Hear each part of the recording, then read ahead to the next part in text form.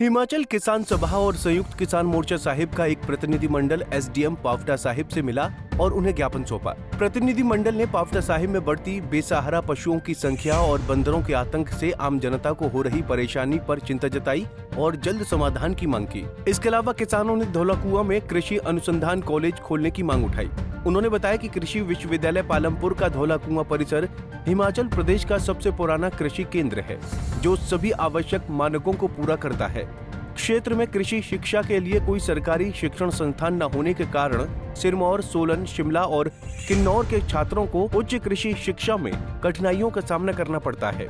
प्रतिनिधिमंडल ने कहा कि धौलाकुआं परिसर में पहले से मौजूद कृषि विभाग और विश्वविद्यालय के खाली पड़े भवनों का उपयोग किया जा सकता है, जिससे सरकार पर अतिरिक्त वित्तीय बोझ नहीं पड़ेगा। उन्होंने सरकार से इस प्रस्ताव को प्राथमिकता देने की अपील की, ताकि सिरमौर के छात्र कृषि शिक्षा प्राप्त कर प्रदेश और देश की सेवा में योगदान दे सकें।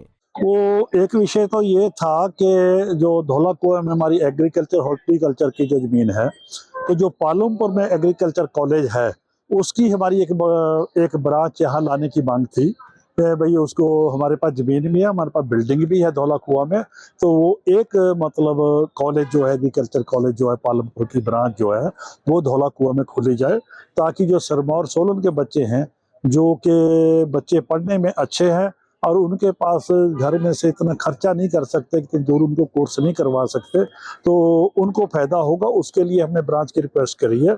उसकी पहले भी हमने रिक्वेस्ट करी थी कि ये ब्रांच यहाँ पे खोली जाए। आज फिर एसडीएम को फिर उसका रिमाइंडर दिया है हमने कि इसका अभी तक हमारे को पता नहीं चला, और इसे आप बताओ कि ये ब्रांच यहाँ पे खोली जाए।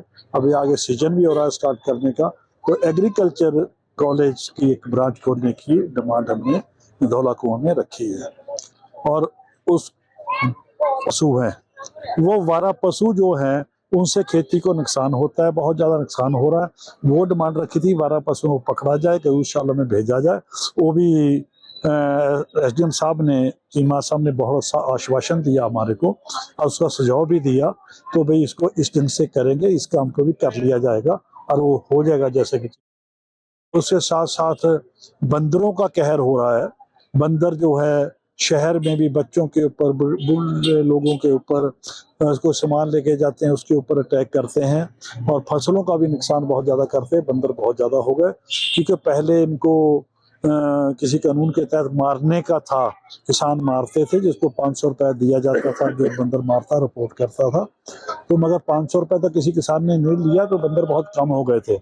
और पहले स्टरलाइजेशन ऑपरेशन भी होते थे इनके पोंटा में, हॉस्पिटल खुला बड़ा अच्छा, वो भी बंद हो गए हैं। तो इसका हम डीएफओ साहब से, एसडीएम साहब के माध्यम से ये भी दिया है कि भाई वो बंदरों को पकड़ने का ठेका दिया जाए, बंदरों का जो फंड है उसको बंदरों के ऊपर खर्च किया जाए, बंदर पकड़ के उनका स्टरलाइजेशन किया जाए। पंजाब केसरी टीवी के लिए पावटा साहिब से रोबिन शर्मा की रिपोर्ट। हमसे जुड़े रहने के लिए हमारे YouTube चैनल को सब्सक्राइब करें और नई वीडियो की नोटिफिकेशन के लिए बेल आइकॉन को दबाएं। अगर आप ये वीडियो Facebook पर देख रहे हैं तो लाइक जरूर करें और ज्यादा से ज्यादा शेयर करें। इसी तरह के और भी अपडेट्स के लिए फॉलो करें हमारा Instagram पेज himachal.ke।